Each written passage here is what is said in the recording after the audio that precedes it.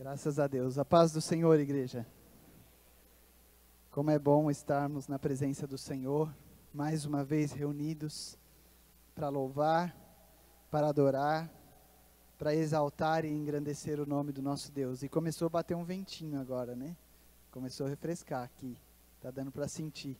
Daqui a pouco chega aí no fundo, né?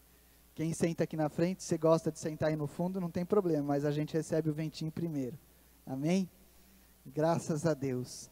Abra sua Bíblia no livro de Jó, para nós fazermos a leitura da palavra que o Senhor colocou no meu coração para compartilhar com a igreja e aprendermos um pouco mais daquilo que o Senhor tem para as nossas vidas nessa noite.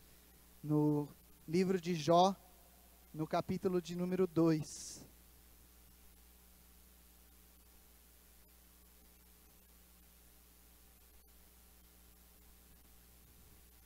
Jó é bastante citado, tem uma história que de certa forma é bastante conhecida, mas nessa noite o Senhor, eu creio que tem algo novo para as nossas vidas através dessa palavra.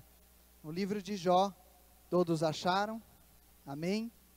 No livro de Jó, no capítulo de número 2, a palavra do Senhor diz assim: E vindo outro dia, em que os filhos de Deus vieram apresentar-se perante o Senhor, veio também Satanás entre eles apresentar-se perante o Senhor.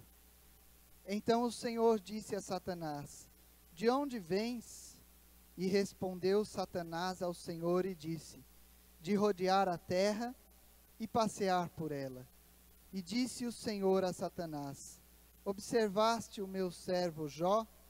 Porque ninguém há na terra semelhante a ele, homem sincero e reto, temente a Deus, desviando-se do mal, e que ainda retém a sua sinceridade, havendo-me tu incitado contra ele, para o consumir sem causa. Então Satanás respondeu ao Senhor e disse: Pele por pele, e tudo quanto homem tem dará pela sua vida. Estende, porém, a tua mão, e toca-lhe nos ossos e na carne, e verás se não blasfema de ti na tua face. E disse o Senhor a Satanás: Eis que ele está na tua mão, poupa, porém, a sua vida.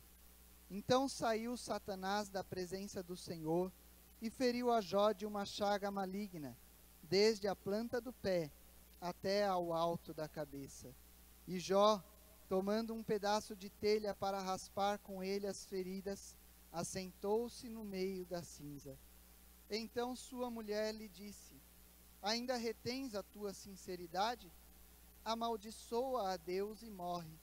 Mas ele lhe disse: Como fala qualquer doida, assim falas tu. Receberemos o bem de Deus e não receberíamos o mal? Em tudo isto não pecou Jó com os seus lábios. Ouvindo, pois, 3 amigos de Jó todo este mal que tinha vindo sobre ele, vieram cada um do seu lugar. Elifaz o temanita, e Bildade o suíta, e Zofar o naamatita, e concertaram juntamente virem condoer-se dele e consolá-lo. E levantando de longe os olhos, e não o conhecendo, levantaram a voz e choraram. E rasgando cada um o seu manto sobre a cabeça, lançaram pó ao ar, e se assentaram juntamente com ele na terra, 7 dias e 7 noites, e nenhum lhe dizia palavra alguma, porque viam que a dor era muito grande. Amém? Se você puder, feche os seus olhos. Senhor, nós te louvamos, te agradecemos. Muito obrigado, Deus, por mais esta oportunidade que o Senhor tem nos dado, de estarmos reunidos neste lugar, para louvar, exaltar e engrandecer o teu nome. E também, Senhor, para receber de ti orientação, instrução, capacitação, direção, que o teu Espírito Santo continue tendo liberdade de agir em nosso meio nessa noite. Que o teu Espírito Santo continue falando a cada coração, revelando os teus propósitos, o teu querer e a tua vontade. Pai, no nome de Jesus, que haja, Senhor, o mover do teu Espírito nessa noite, para curar, sarar, transformar, libertar, restaurar, renovar, consolar. No nome de Jesus, Pai, nós clamamos. Toda honra, toda glória, todo louvor seja dado a Ti. De mim mesmo, Pai, eu não tenho nada, mas eu sei que o Senhor é um Deus poderoso para usar a minha vida, Pai, para transmitir a Tua vontade para todo o Teu povo reunido neste lugar. Em nome de Jesus, receba, Pai, o nosso louvor e a nossa adoração a Ti. Amém, Senhor. Amém, Deus. Amém. Pastora Lívia, troca comigo isso aqui. Isso aqui é uma bênção, só que não pode usar sem bateria, né? Amém. Obrigado. Graças a Deus. O papel não falha. Está aqui. O Senhor colocou essa passagem no meu coração. E eu quero falar nessa noite sobre a presença de Deus. A presença de Deus. O livro de Jó, e você pode deixar aberto aí no capítulo 2, que as demais passagens que nós vamos ler vão ser colocadas ali na projeção. Mas o livro de Jó começa no capítulo 1 com uma narrativa de quem era Jó. E o escritor começa dizendo que Jó era um homem da terra de Uz, um homem íntegro, um homem sincero, um homem reto, um homem temente a Deus, que se desviava do mal.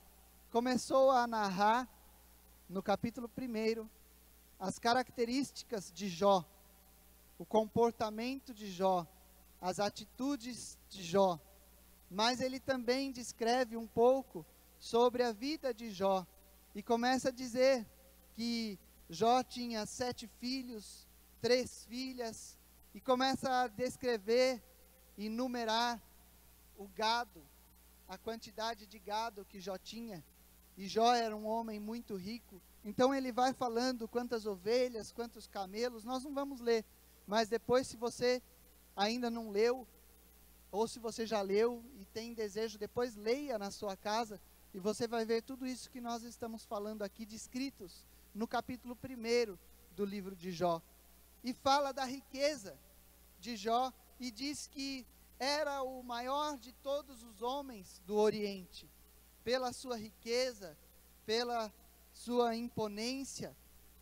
E continua dizendo que os filhos de Jó participavam de banquetes em casa, participavam de festas, faziam festas, muitas festas, e que todas as vezes que eles faziam essas festas, diz lá no capítulo 1, que Jó se santificava e Jó oferecia holocaustos em favor dos seus filhos, porque dizia ele, se porventura e meus filhos pecaram, então ele entregava sacrifícios a Deus em favor dos pecados dos seus filhos, em favor da blasfêmia que porventura seus filhos haviam cometido contra o Senhor. Mas diz lá no capítulo 1 que um dia os filhos de Deus apresentaram-se diante do Senhor, e apresentou-se também Satanás diante do Senhor. E Satanás, na sua astúcia, Satanás, na sua forma de ser enganosa e procurando sempre enganar, procurando sempre esconder, procurando sempre mudar as situações, ele pega e fala,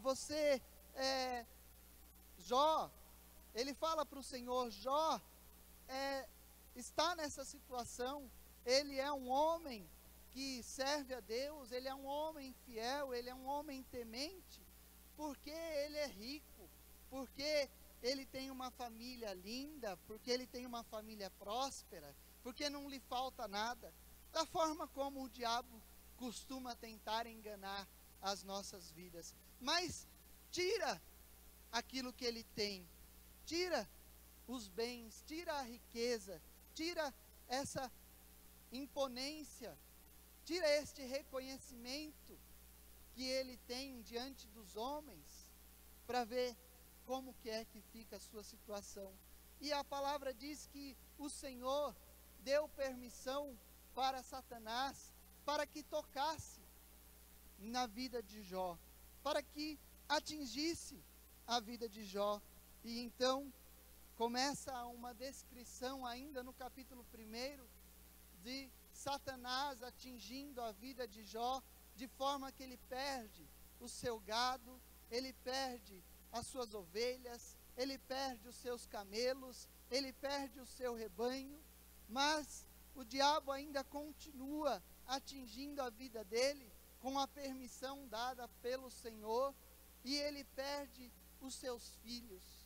E por fim, na narrativa do capítulo 1, Jó ainda é tocado na sua saúde. E diz aqui no capítulo 1, verso de número 20, que ao final, quando ele perde os seus filhos, ele se levantou, rasgou o seu manto, rapou a sua cabeça, se lançou em terra e adorou o Senhor. E disse: nu saí do ventre de minha mãe, e nu tornarei para lá.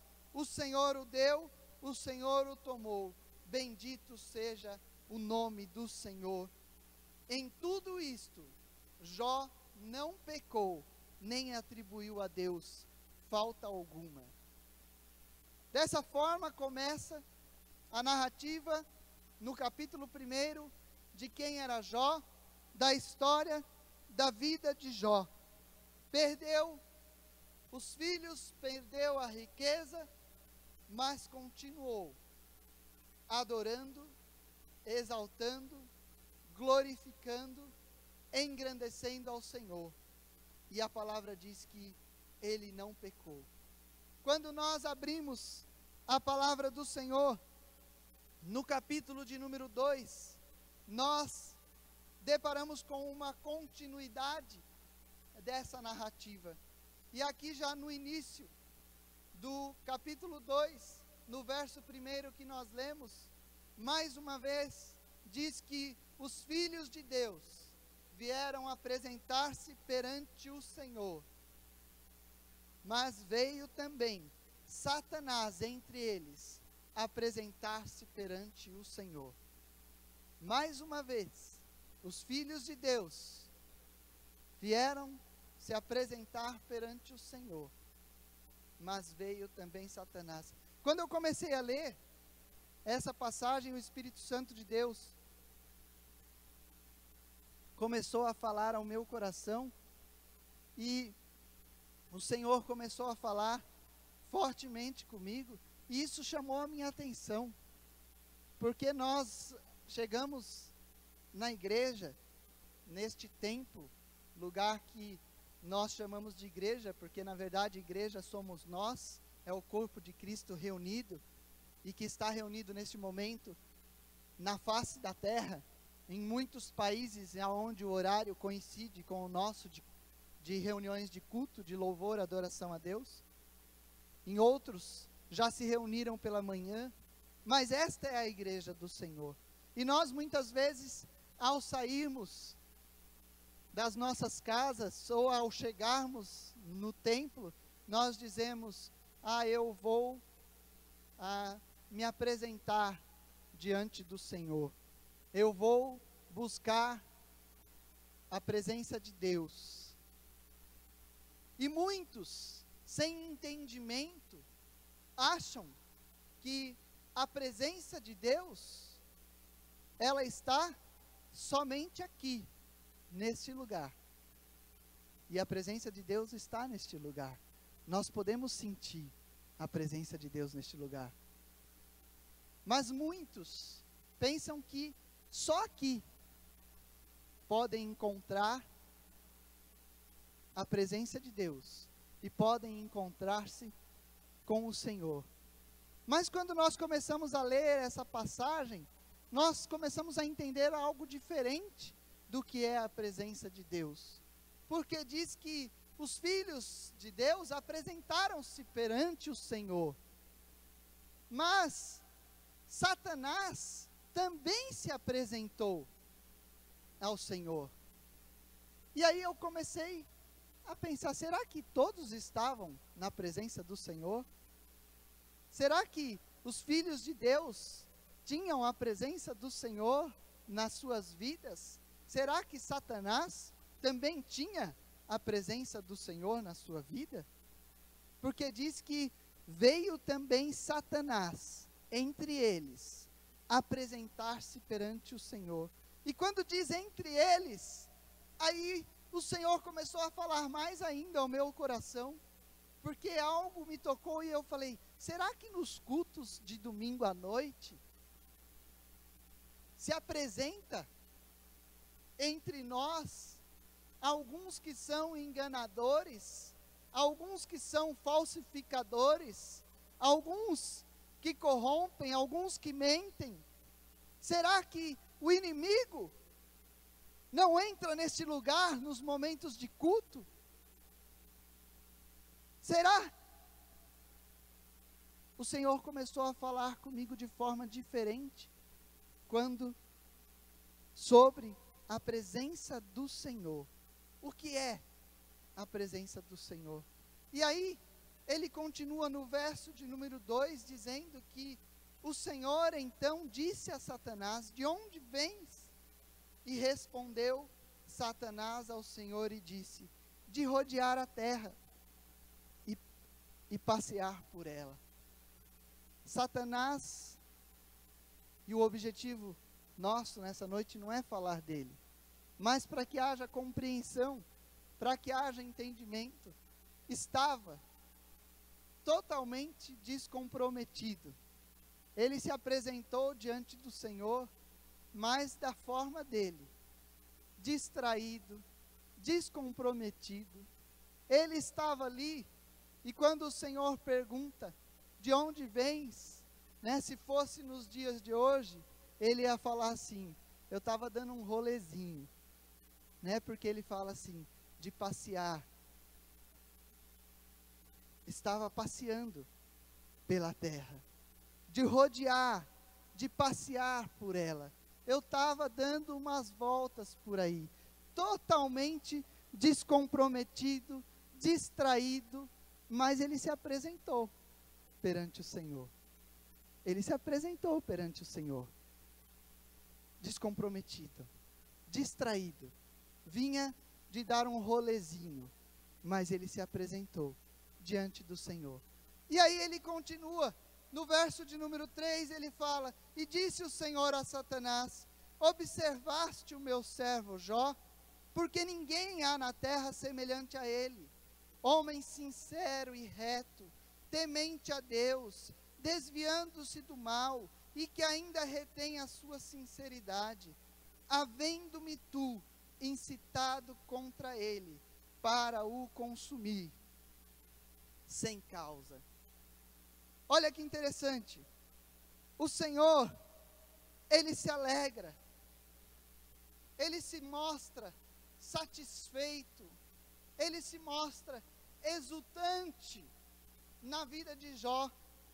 Ele demonstra a Satanás a alegria, a satisfação pela vida de Jó, por uma vida transformada pelo poder de Deus. E ele diz, você que tem rodado, passeado a terra, você viu Jó?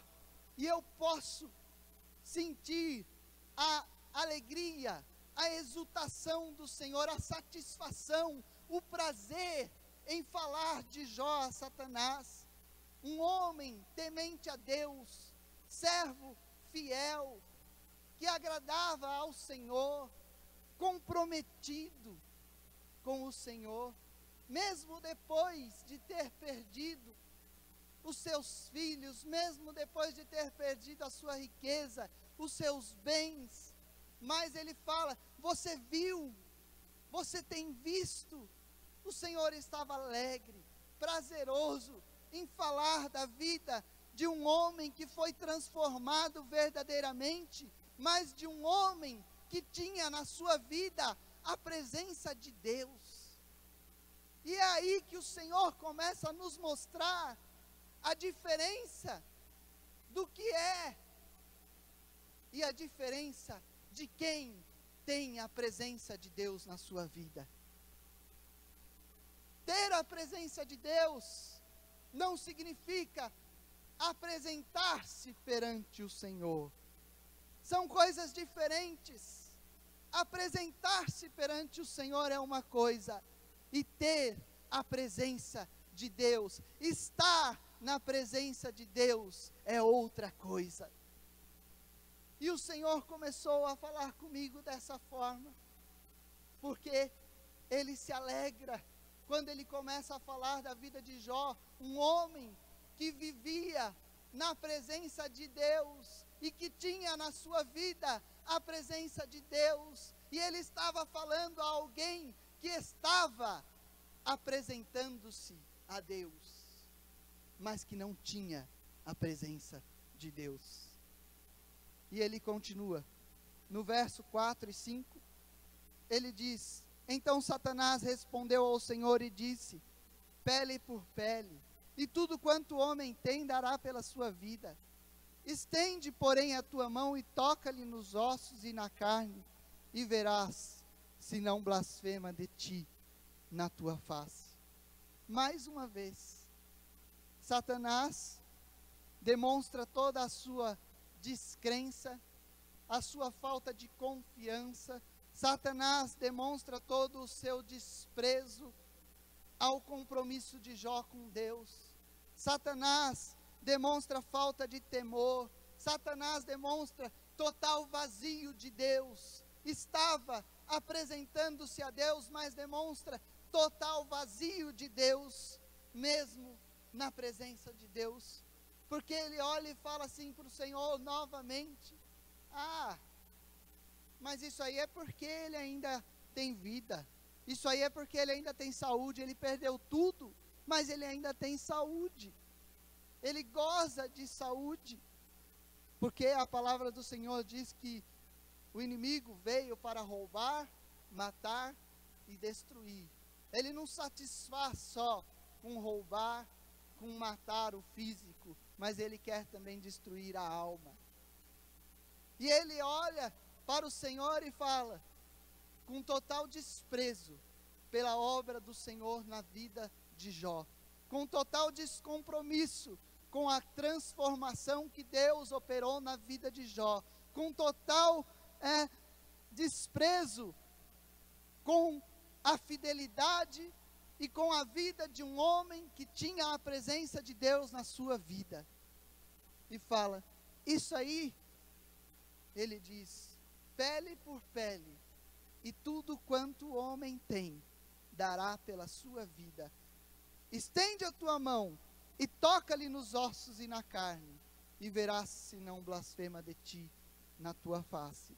Ainda tentou o Senhor, para que o Senhor tocasse na vida de Jó.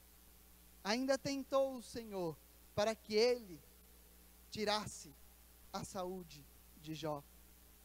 Desprezo, vazio de Deus. Estava na presença de Deus, mas era vazio. Estava vazio da presença de Deus. E ele continua, no verso de número 6, o Senhor diz a Satanás: eis que ele está na tua mão, poupa, porém, a sua vida. Eis que ele está na sua mão, poupa, porém, a sua vida. É maravilhoso nós lermos isso. A palavra do Senhor é tremenda. A palavra do Senhor é maravilhosa, porque muitos podem olhar para essa passagem e falar, mas por quê? Por que que Deus permitiu isso? Por que que Deus permitiu, falou para Satanás que ele podia tocar na vida de Jó? Mas que Deus é esse, né? O homem é temente, o homem é servo, o homem é fiel, o homem está cheio de Deus, E aí, o Senhor vai e cede à tentação. O Senhor vai e cede à enganação de Satanás e fala: pode tocar na vida dele, só não tira a vida. Mas quando nós lemos essa passagem, nós vemos a soberania e a onisciência de Deus expressas. Primeiro, porque o Senhor na sua onisciência conhecia Jó. O Senhor na sua onisciência conhecia o futuro. O Senhor na sua soberania tinha o controle de todas as coisas nas suas mãos. Não foi porque ele simplesmente cedeu, não foi porque ele não suportou aquela tentação, não foi nada disso.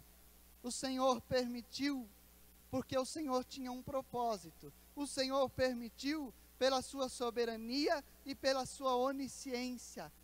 Foi por isso que o Senhor disse para Satanás: pode tocar a sua vida, pode tocar, apenas poupe a sua vida, não o mate, deixe-lhe vivo. E o verso 7 diz que Satanás saiu da presença do Senhor, porque ele estava na presença do Senhor. Ele não tinha a presença do Senhor, mas ele estava na presença do Senhor. E diz que ele saiu da presença do Senhor e feriu a Jó de uma chaga maligna, desde a planta do pé até ao alto da cabeça. Satanás demonstra a sua natureza pecaminosa e a falta de Deus, praticando o mal. Ali ele demonstra toda a sua natureza pecaminosa, traidora, rebelde, esvaziada de Deus. Ali ele demonstra que ele estava na presença de Deus, mas ele não tinha nada de Deus. Porque ao sair da presença de Deus, sem que transformação alguma tivesse acontecido na sua vida, por estar na presença de Deus, sem que restauração nenhuma tivesse acontecido na sua vida, sem que mudança nenhuma tivesse acontecido na sua vida, estava na presença de Deus, mas saiu vazio da mesma forma como chegou, e demonstrou totalmente a sua natureza pecaminosa, cometendo o mal. Diz no verso de número 7 que Satanás feriu a Jó de uma chaga maligna, desde a planta do pé até ao alto da cabeça. Mas quando isso acontece, no verso de número 8 diz que Jó, tomando um pedaço de telha para raspar com ele as feridas, assentou-se no meio da cinza. O homem cheio de Deus, o homem cheio da presença de Deus, acometido agora de uma chaga maligna, da planta do pé ao alto da sua cabeça, ele toma uma postura de humilhação e diz que ele toma um pedaço de telha para se raspar, para raspar as suas feridas, e assentou-se no meio da cinza.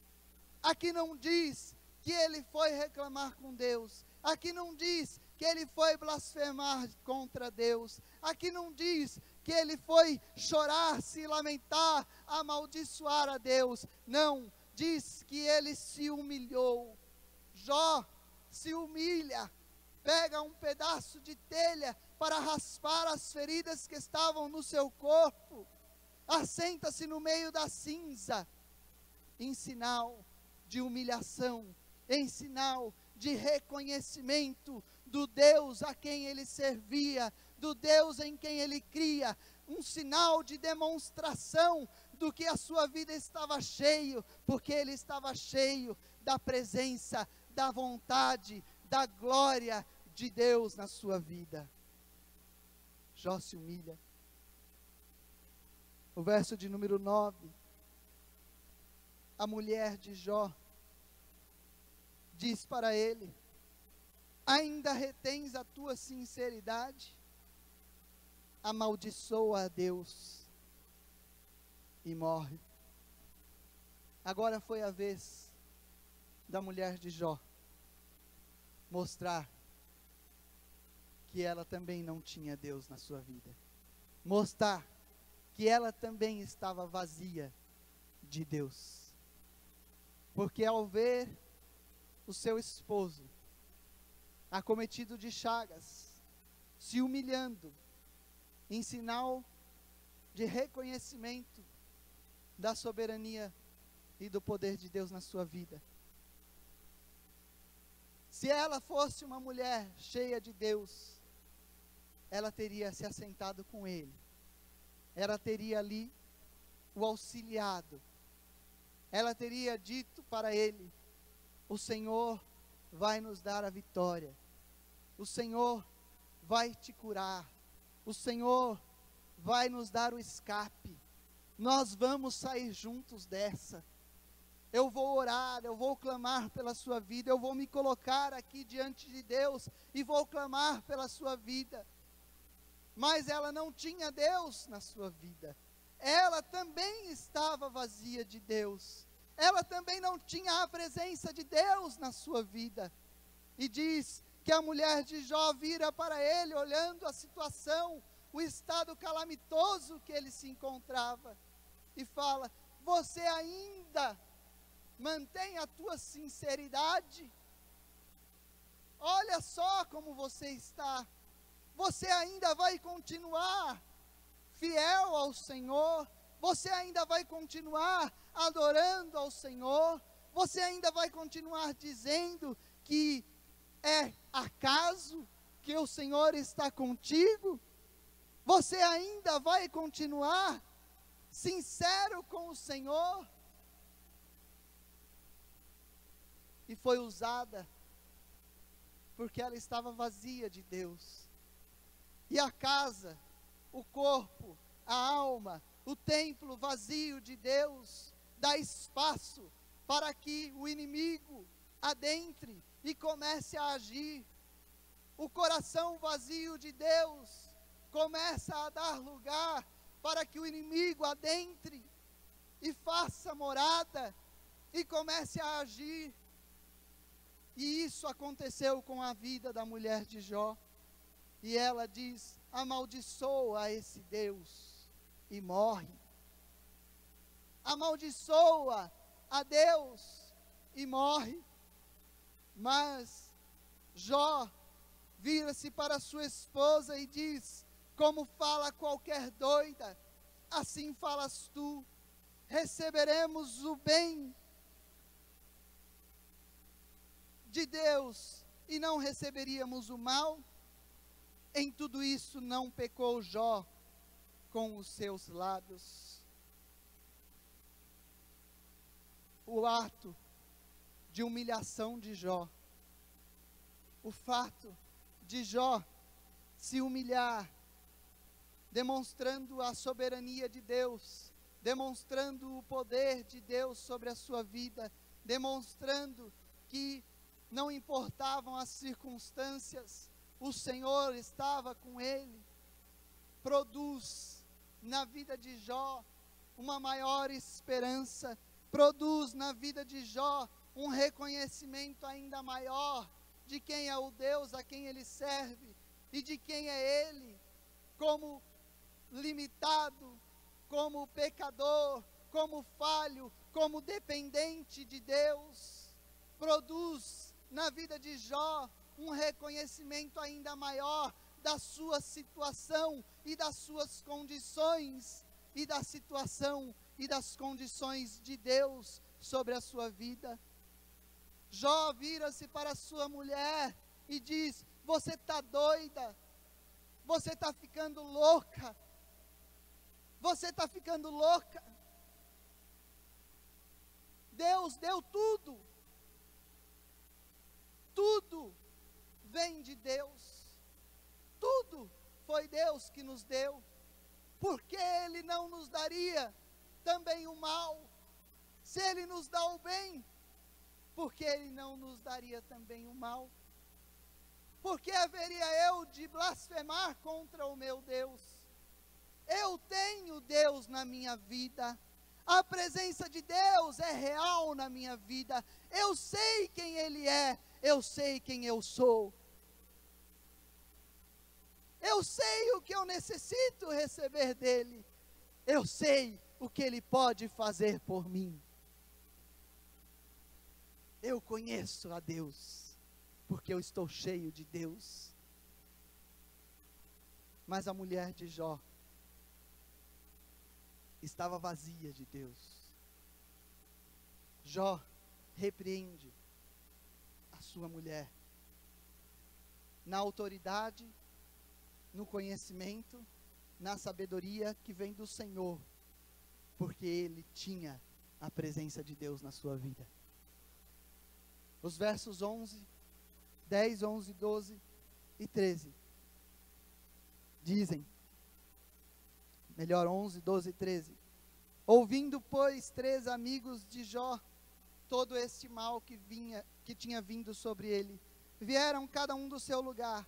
Elifaz o temanita e Bildade o suíta e Zofar o naamatita, e concertaram juntamente virem condoer-se dele e consolá-lo.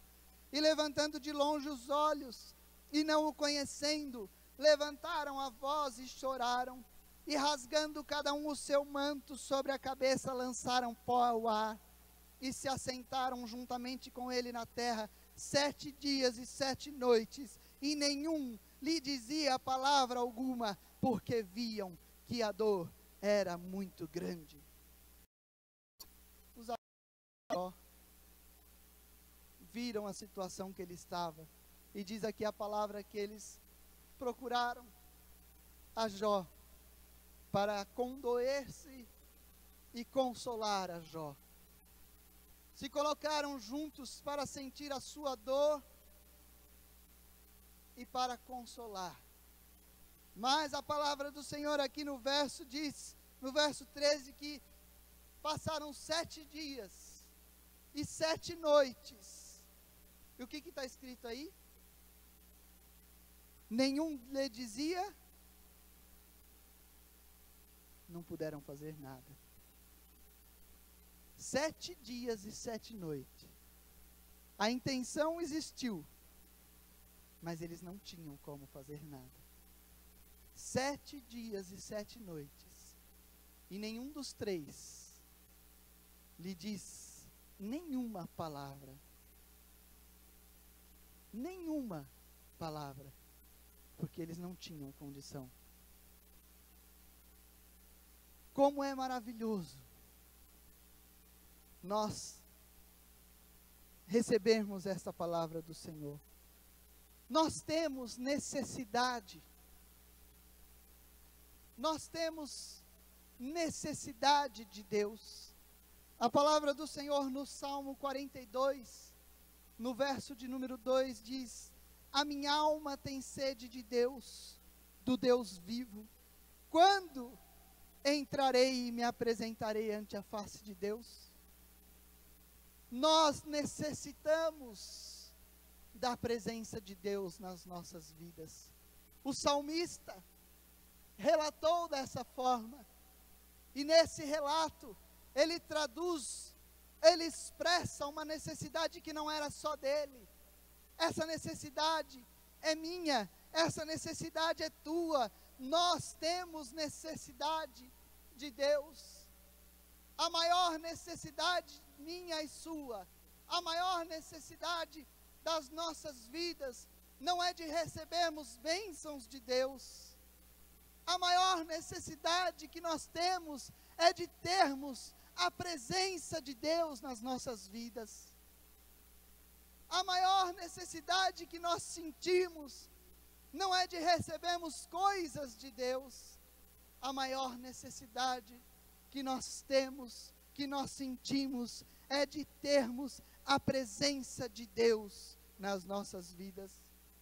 Infelizmente, hoje, muitos têm trocado a presença de Deus por bênçãos, por coisas, por presentes, por dádivas.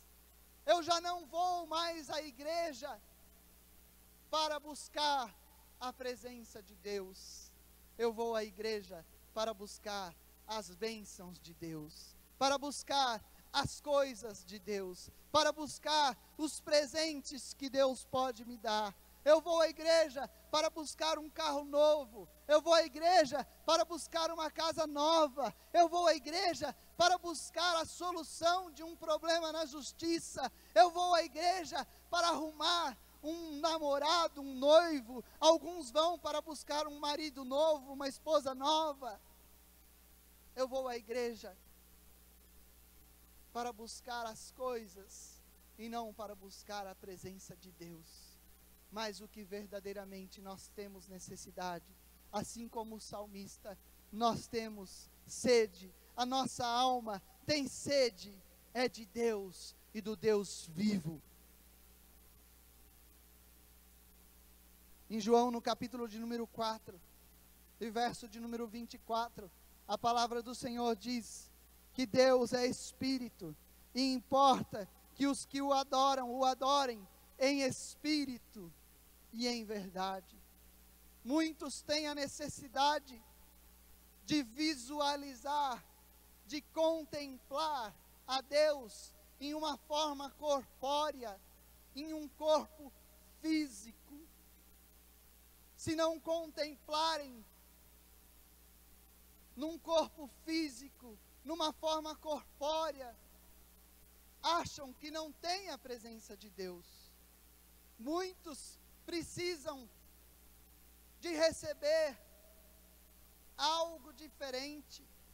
Muitos precisam que o Senhor levante um homem, uma mulher, para chegar-se a Ele, estender a mão e dizer: meu filho, você é cheio da minha presença.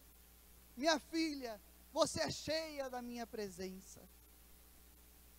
Muitos precisam de contemplar visualmente a Deus, mas a palavra do Senhor diz que Deus é Espírito, e importa que os que o adorem em espírito e em verdade. Talvez você não tenha visto Deus nessa noite, mas se você o adorou em espírito e em verdade, é certo que o Senhor se agradou do seu louvor, o Senhor se agradou da sua oração, o Senhor se agradou da sua entrega, o Senhor se agradou do seu sacrifício de louvor e de adoração, do seu culto. O Senhor se agradou, o Senhor tem contemplado, o Senhor tem visto. Ele é real, Ele é Espírito, mas Ele é vivo, Ele é real e Ele está em nós. Deus é Espírito. Estar na presença de Deus não significa necessariamente estarmos fisicamente na presença ou diante dEle. Nós temos exemplos diversos que nós poderíamos citar e o tempo não nos permite, mas a palavra do Senhor que diz que para Moisés Deus se apresentou no meio de uma sarça ardente. A palavra do Senhor diz que para o povo no deserto Deus se apresentou numa coluna de fogo à noite e numa coluna de nuvem durante o dia. A palavra do Senhor nos dá diversos exemplos e narrativas de momentos e de homens que eu creio sentiram e tinham a presença de Deus na sua vida. Eu creio que José, quando foi lançado pelos seus irmãos naquele buraco, ali ele tinha a presença de Deus. Eu creio que Davi, quando foi lançado na cova dos leões, ali dentro estava ele e os leões, mas ali ele tinha a presença de Deus. Eu creio que aqueles 3 jovens, quando foram lançados na fornalha de fogo ardente, por não adorarem a um falso Deus, a um Deus levantado por homens, não idolatraram, não se prostraram. Eu creio que ali, e a palavra do Senhor nos diz isso, que ali foi visto um 4º homem, mas não só fisicamente, espiritualmente, eles tinham ali na presença de Deus. Eu creio que Paulo e Silas, quando estavam na prisão, aprisionados, trancafiados atrás das grades, mas ali eles tinham a presença de Deus, ali eles louvaram, eles adoraram, as portas foram abertas, porque eles tinham a presença de Deus. Eu creio que João, quando esteve na ilha de Pátimos, e foi usado pelo Senhor para escrever as cartas às igrejas, ali ele tinha a presença de Deus. Eu creio que muitos, ao estarem sozinhos, ao estarem aprisionados, ao estarem encurralados em situações difíceis, aparentemente totalmente sós, eles têm a presença de Deus. A presença de Deus não necessariamente significa estar fisicamente diante dele. Nós temos necessidade da presença de Deus. Nós devemos nos apresentar a Deus. Esse texto que nós lemos de Jó, no capítulo de número 2, nós vemos os filhos de Deus se apresentando a Ele, e nós vemos Satanás se apresentando ao Senhor. Nós temos necessidade e temos que nos apresentar a Deus. Essa noite, poderiam essas cadeiras e muitas outras estarem cheias, mas isso não é uma crítica àqueles que não puderam vir, porque o Senhor conhece o coração de cada um. Isso é uma crítica a mim, isso é uma crítica a você, porque nós não anunciamos esta palavra, e muitos outros poderiam estar sentados aqui, se verdadeiramente soubessem o que é ter a presença de Deus nas suas vidas.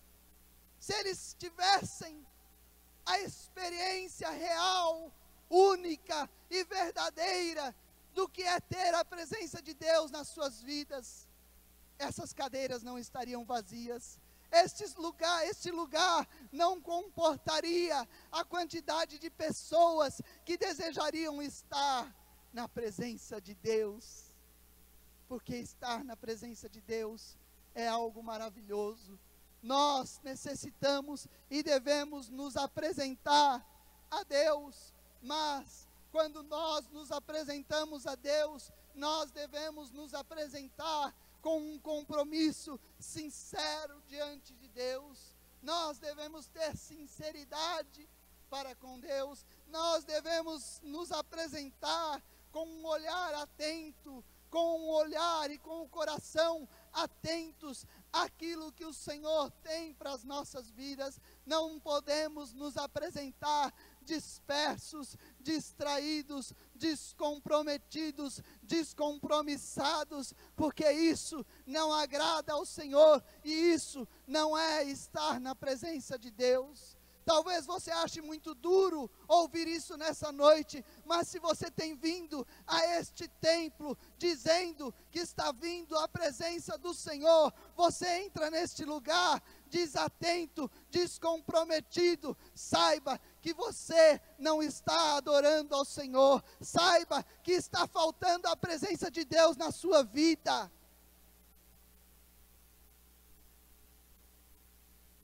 Apresentar-se diante do Senhor não significa ter a presença de Deus na sua vida. Não significa ter a presença de Deus na sua vida.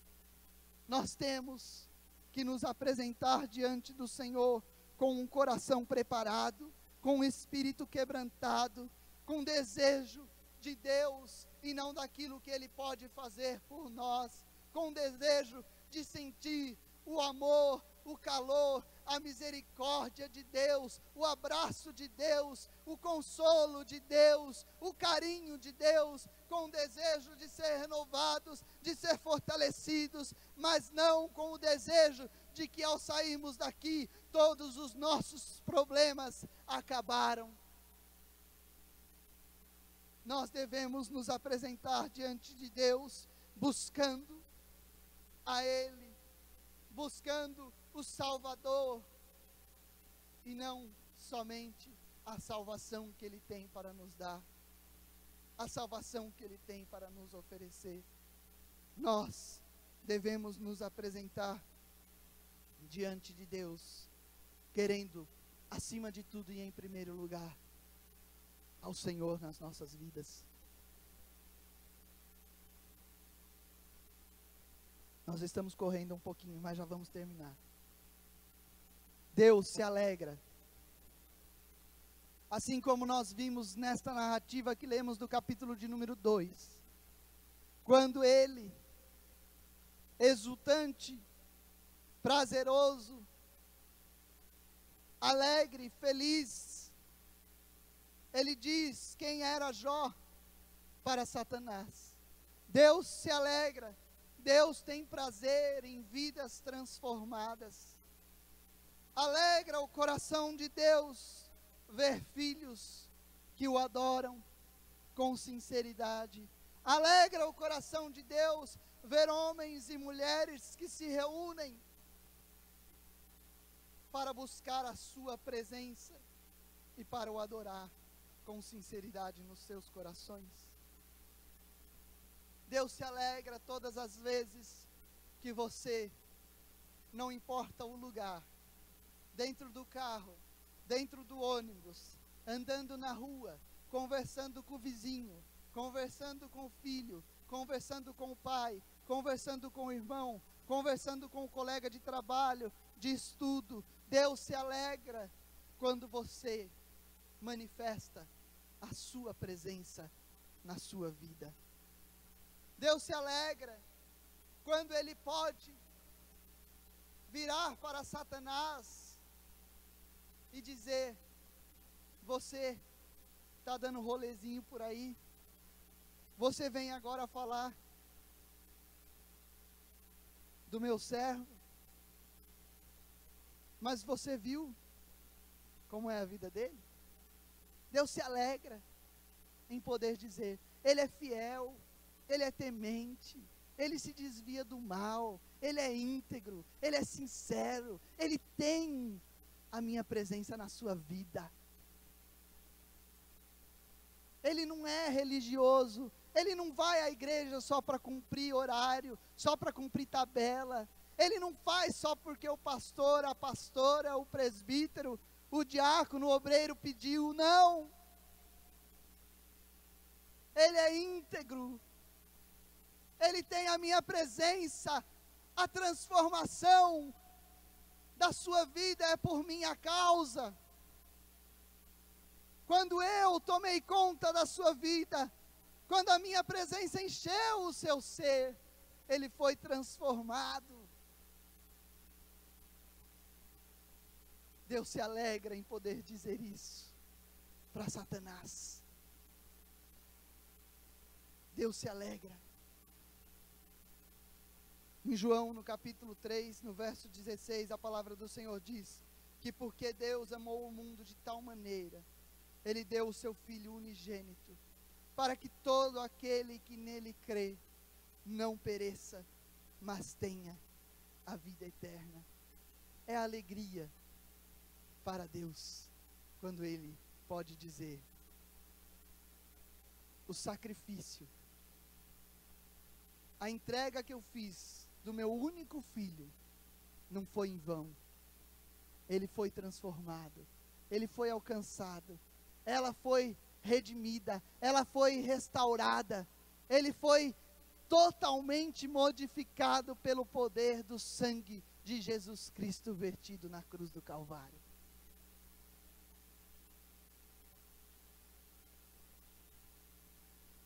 Em Isaías, no capítulo 59, o verso de número 2 diz que as vossas iniquidades fazem separação entre vós e o vosso Deus, e os vossos pecados encobrem o seu rosto de vós, para que não vos ouça.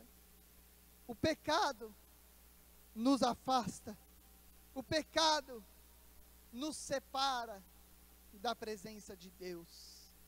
As vossas iniquidades fazem separação entre vós e o vosso Deus, e os vossos pecados encobrem o seu rosto de vós, para que não vos ouça. O pecado nos separa, o pecado nos afasta de Deus, e essa distância que nós ficamos do Senhor quando pecamos, não nos deixa ouvir mais a voz do Senhor, impede a mim e a você de ouvirmos a voz de Deus. E a palavra do Senhor no livro de Romanos, no capítulo 10, número 7, diz que a fé é pelo ouvir, e o ouvir pela palavra de Deus. Eu peco, me distancio de Deus, já não consigo mais ouvir, não ouço, não tenho fé, não confio, não creio. Entra a dúvida, entra o medo, entra a ansiedade, entra a angústia, entra as obras do inimigo, entram as obras da carne, a falta de Deus, a distância de Deus faz com que fique um vazio, e a falta de Deus proporciona que o inimigo entre nas nossas vidas, e nós começamos então a praticar o mal. Satanás tocou na vida de Jó e lhe colocou uma chaga que ia da planta dos pés até o alto da cabeça. A palavra do Senhor em 3 João, no capítulo 1, verso 11, diz: amado, não sigas o mal, mas o bem. Quem faz o bem é de Deus, mas quem faz o mal não tem visto a Deus, está longe de Deus. Quem faz o mal está longe de Deus, não tem visto a Deus. Quem faz o bem, esse é de Deus, esse tem a presença de Deus. Olha as consequências da falta de Deus nas nossas vidas. O vazio de Deus nos leva a perder o temor. O vazio de Deus nos leva a perder a confiança. O vazio de Deus nos leva a perder a esperança. Foi o que aconteceu com a vida da mulher de Jó. Já não havia mais temor, já não havia mais confiança, já não havia mais esperança, porque ela estava vazia de Deus. O vazio de Deus, causado pelo pecado, causado pelo distanciamento de Deus, faz com que nós não ouçamos mais. O não ouvir faz com que nós percamos a fé. A falta de fé produz falta de esperança, falta de temor, falta de confiança. Mas na sua soberania e na sua onisciência, muitas vezes Deus permite que isso aconteça com as nossas vidas, para que sejamos provados, e sendo provados, possamos ser aprovados pelo Senhor no momento de tribulação. Muitas vezes o Senhor permite, não porque Ele quer nos castigar, não porque Ele não nos ouve, não porque Ele não sabe o que está acontecendo. Ele permite para que no momento da provação nós sejamos aprovados por Ele. A palavra do Senhor em Daniel capítulo 7, verso 14 diz: foi-lhe dado o domínio e a honra e o reino, para que todos os povos, nações e línguas o servissem. O seu domínio é um domínio eterno, que não passará, e o seu reino tal, que não será destruído. O domínio está nas suas mãos, a soberania, a onipotência, a onisciência está nas suas mãos. O seu domínio, o seu reino é eterno, não é só nessa terra, não é só hoje. O seu domínio e o seu reino jamais passarão. Ele sabe da provação, Ele sabe porque Ele permite a provação, mas Ele permite para que eu e você sejamos aprovados, para que eu e você sejamos renovados, para que eu e você sejamos restaurados, para que as escamas caiam dos nossos olhos, quando nós buscarmos a presença de Deus. Em Tiago, no capítulo 4, verso 10, diz: humilhai-vos perante o Senhor, e Ele vos exaltará. Em 1 Pedro 5 e 6 diz: humilhai-vos, pois, debaixo da potente mão de Deus, para que a seu tempo vos exalte.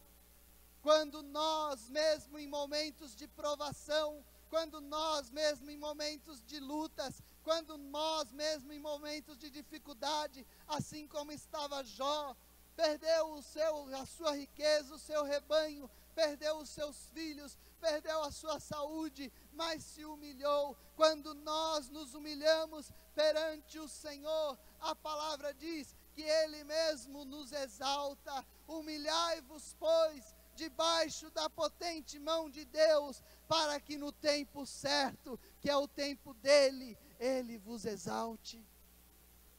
Precisamos reconhecer quem somos nós e quem é Deus nas nossas vidas.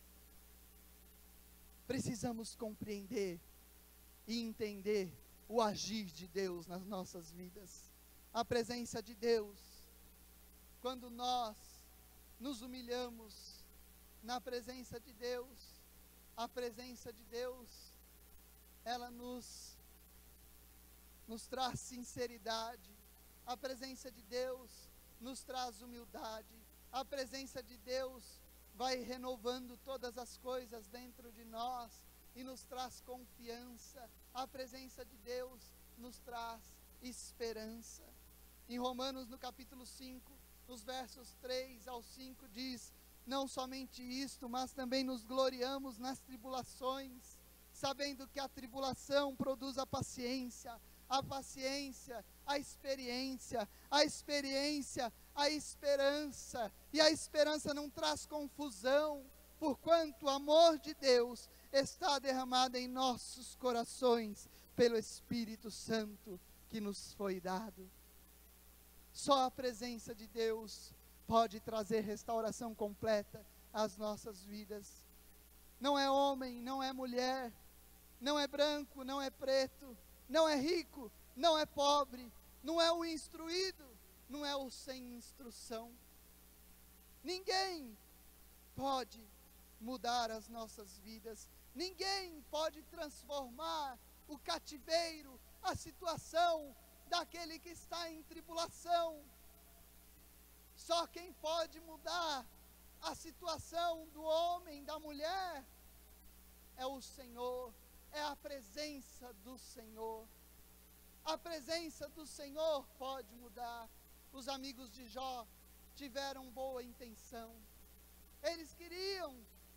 Diz que eles queriam condoer-se e consolar a Jó, mas depois de 7 dias e 7 noites, nenhuma palavra haviam dito, porque só quem pode fazer algo na vida do homem e da mulher é a presença do Senhor. E Jó tinha na sua vida a presença do Senhor. A presença do Senhor pode consolar. A presença do Senhor pode trazer esperança. A presença do Senhor pode restaurar todas as coisas. Jó não pecou. Muitos pecam. A palavra do Senhor diz que Jó não pecou. Muitos pecam e ao pecarem se afastam de Deus e já não sentem mais a presença do Senhor nas suas vidas. Nada pode substituir a presença de Deus na vida do homem e da mulher. Nada substitui a presença de Deus nas nossas vidas. Eu sei que tem gente que não gosta quando a gente faz isso, mas vira para quem está do seu lado e fala: nada substitui a presença de Deus na sua vida. Vira para o outro lado agora, fala para o outro.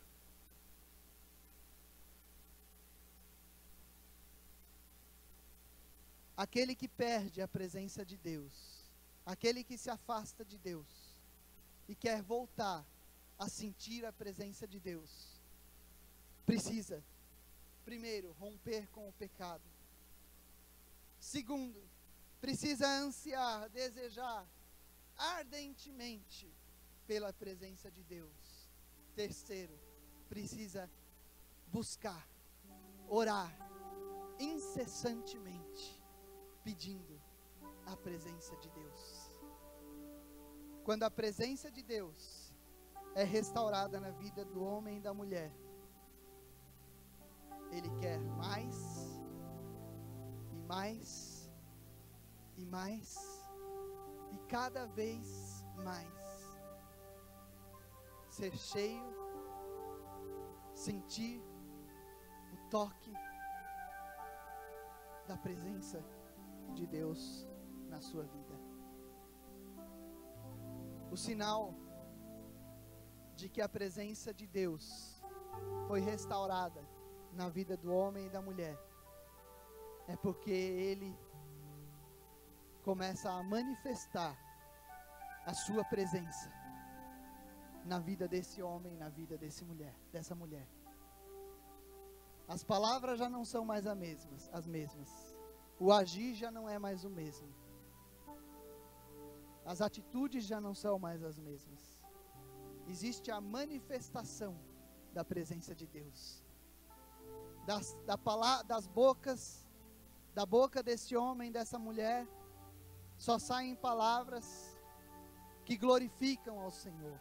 Só saem palavras que exaltam ao Senhor. Só saem palavras que adoram ao Senhor. É manifesta a presença de Deus, porque a esperança na vida desse homem e dessa mulher nunca acaba.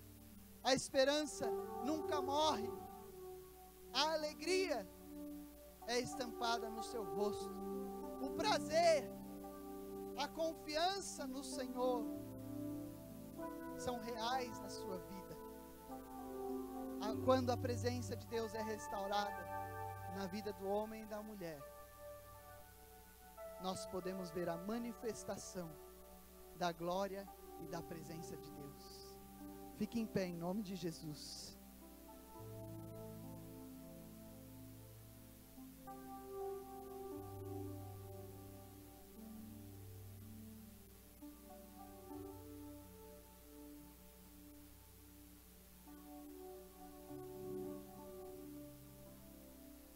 Nós dissemos que quando um homem, uma mulher se afasta de Deus, a primeira atitude para ter restaurada a presença de Deus na sua vida é romper com o pecado. Se você puder fechar os seus olhos, feche. Se puder apagar já a luz, pode apagar. Nós vamos fazer uma oração aqui nessa noite, para aqueles que querem romper com o pecado nessa noite. É a primeira atitude. A segunda é desejar ardentemente a presença de Deus. E a terceira é orar incessantemente. Mas isso você vai dar continuidade. Nós, os pastores, nós vamos orar por aqueles que querem romper com o pecado nessa noite. Louvado seja o Senhor se não houver ninguém. Como eu gostaria que não viesse ninguém aqui na frente. Mas eu tenho que te dizer, o Senhor me disse que existem pessoas aqui nessa condição. Existem pessoas nessa condição. E se você veio aqui nessa noite porque você quer a presença de Deus, você não pode sair daqui sem romper com o pecado. Nós queremos orar pedindo o fortalecimento do Senhor, a força do Senhor na sua vida. Se houver alguém que quer receber essa oração nessa noite, ninguém vai pedir para você falar qual é o pecado. Isso não importa.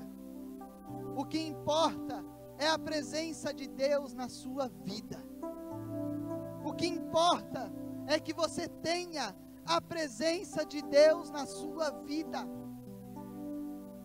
Eu quero pedir aos pastores que, à medida que os irmãos forem vindo, os pastores podem vir aqui à frente, os pastores, os presbíteros podem vir aqui à frente, e já pode começar a orar por essas vidas.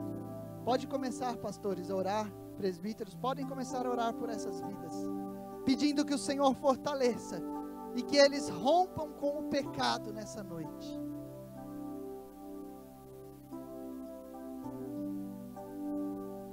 E se você não sente que necessita vir aqui, feche os seus olhos e comece a interceder. Se você não precisa vir aqui, se você não precisa vir aqui à frente, feche os seus olhos e comece a interceder. Interceda por esses que necessitam. Interceda por esses que necessitam. Pastores, podem começar a orar. Os pastores podem começar a orar, à medida que o pastor for ungindo. Igreja, interceda. Interceda, porque é uma batalha espiritual. É uma batalha espiritual. Existe o desejo no coração dos filhinhos do Senhor. Não existe ninguém diferente. Nós somos todos iguais.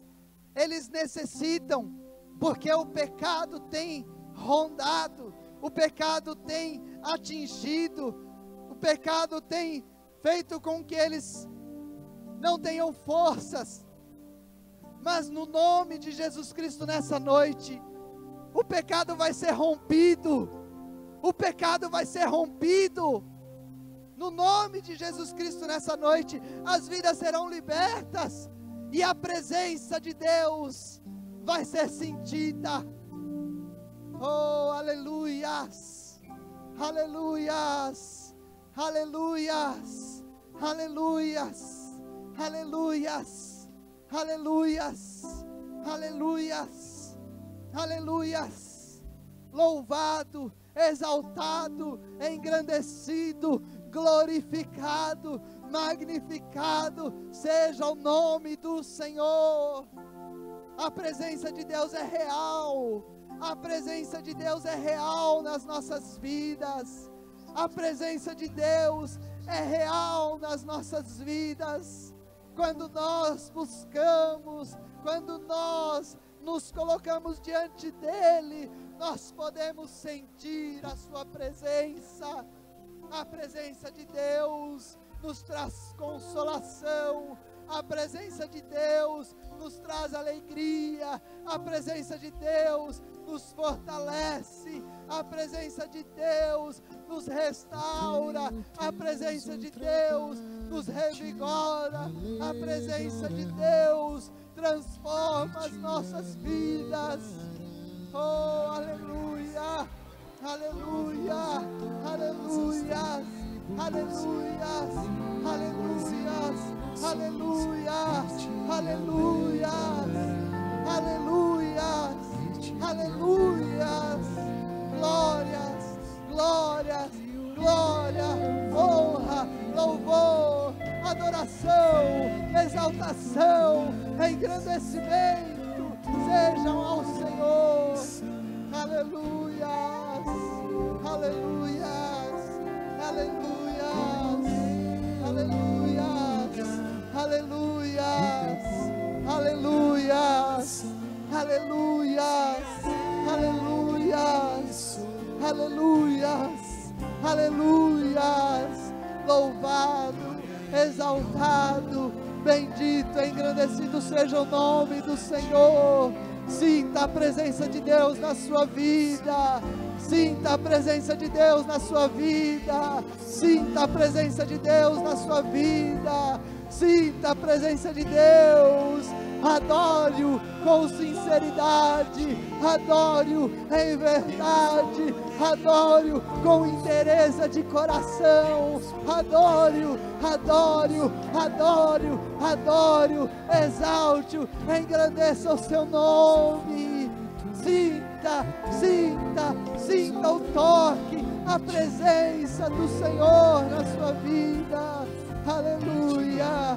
A presença de Deus traz refrigério. A presença de Deus traz paz à alma. A presença de Deus, aleluia, vivifica o homem, vivifica na mulher. A presença de Deus é maravilhosa. A presença de Deus é maravilhosa. A presença de Deus nas nossas vidas.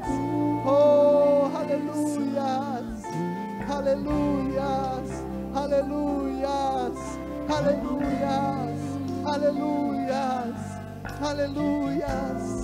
Oh, aleluias. Sobre mim, glória e honra a ti, Cordeiro Santo, Cordeiro Santo, todo domínio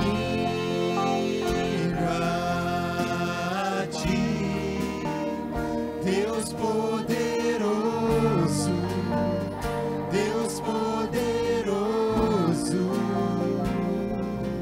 glória e honra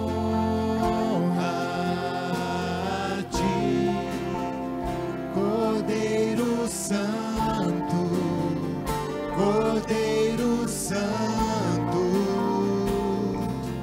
todo domínio a ti, Deus poderoso, Deus poderoso.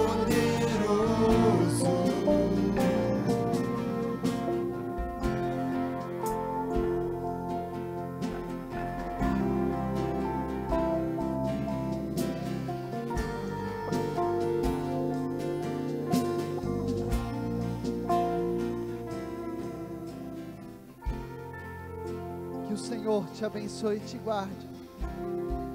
Que o Senhor resplandeça o seu rosto sobre ti e tenha misericórdia de ti. Que sobre ti o Senhor levante o seu rosto e te dê a paz, hoje e eternamente. Toda a igreja pode dizer amém. Louve ao Senhor e tenha uma semana de vitória na presença do Senhor. Participe da comunhão na cantina. Louvado seja o nome do Senhor. Penoso trabalho e te alegrarás. Alegra-te sobre mim.